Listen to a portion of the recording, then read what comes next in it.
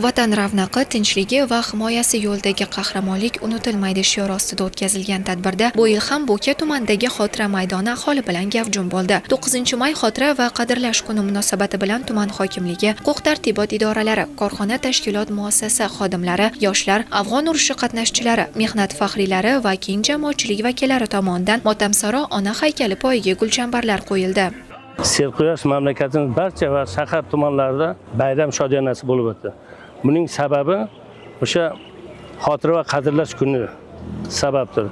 Xotira va qadrlash kunini men shunday tushunamanki, bironta mamlakatda yo'q bunday xotira va qadrlash kuni deb bugun nishonlashsa, bu ham bo'lsa qandaydir o'zimiz milliy qadriyatimizga kelib chiqib bu nomlangan. Bu bayramda bunchalik nishonlanishi, men o'ylaymanki, o'sha shu yurtning tinchligi, obodligi, kelajak avlodni o'sha osoyishta yashashi uchun jon bergan o'sha ota-bobolarimiz, bobolarimizni ruhini shod etishdir. Jarayonda Ikkinchi jahon urushida va mustaqillik yillarida el-yurt tinchligi yo'lida mardlarcha halok bo'lgan o'g'lonlarning porloq xotirasi yod etildi. Shundan so'ng tuman hokimi tadbirda ishtirok etgan yosh ulug' otaxonlarni bayram bilan qutlab, ezgu tilaklarini bildirdi. San'atkorlar tomonidan vatanni madh etuvchi kuy-qo'shiqlar ijro etilib, tadbir ishtirokchilarining kayfiyatiga yanada ko'tarinkilik baxsh etdi. Ta'kidlash joiz, O'zbekiston xalqi doim tinchliksevar, mardlik va fidoyilik fazilatlari bilan ajralib kelgan. Bugun biz tinch va osoyishta hayot kechirayotgan bo'lsak, bu avvalo mashaqqatli kunlarda boshini tik tutgan, jasorat ko'rsatgan ajdodlarimiz sharofatidir.